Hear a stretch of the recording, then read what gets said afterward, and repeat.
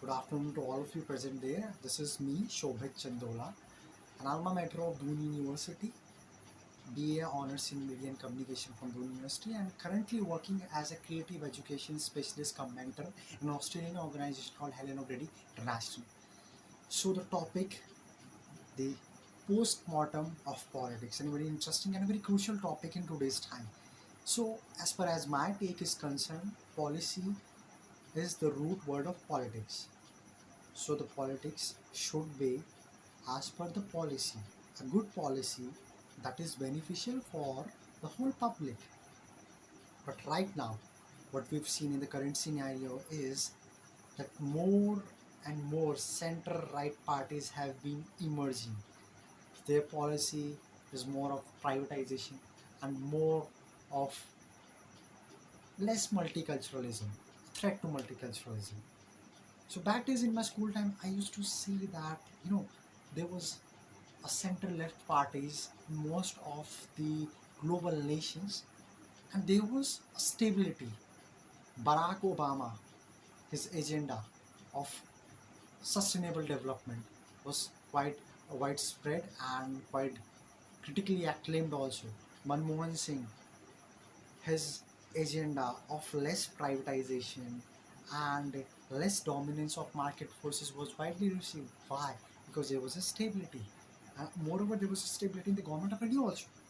So currently coming to the context, global context I was talking about. So what I've seen is that politics have taken a very worst form.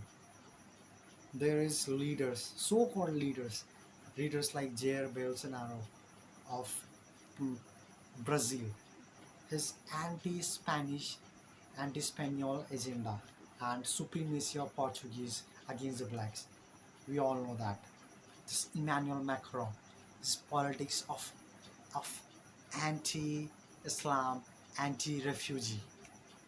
Erdogan, belonging to one of the most civilized, as well I would say one of the most progressive Islamic country in the world, getting into the more radicalization. Why? Because of his power. And coming to the point, this Boris Johnson, his anti-immigration policy, I don't know why, his Brexit agenda, all getting into more support. There is a referendum in Russia taken by Mr. Putin, under which till 2024 he'll be remaining as uh, as the president of Russia, which is a threat to the democracy. And eventually, what he has done is that in Moscow, Navalny was poisoned, one of the dominant leader of Russia.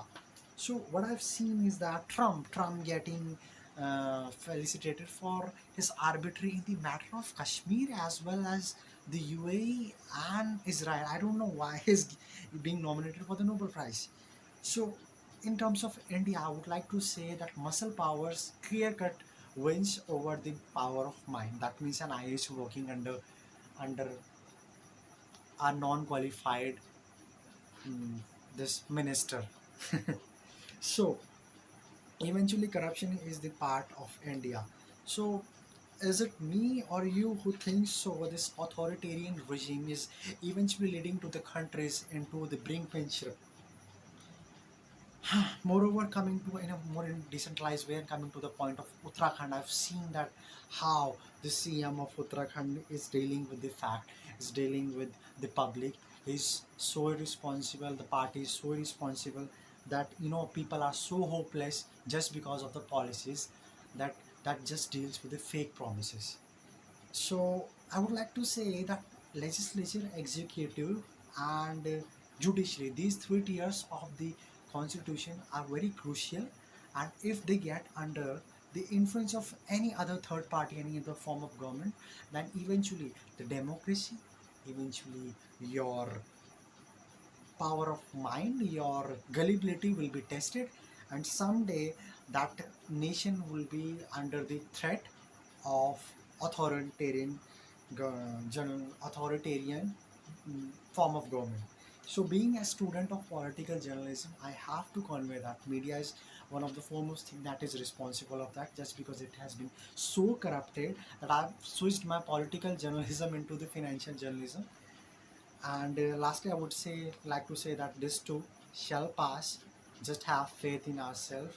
Just say right to right and wrong to wrong. And also, I would like to conclude in the words of Atal Bihari Vajpayee that political parties will come and go, parties will come and go, but this country should remain, its constitution should remain. Thank you and Jai Hind.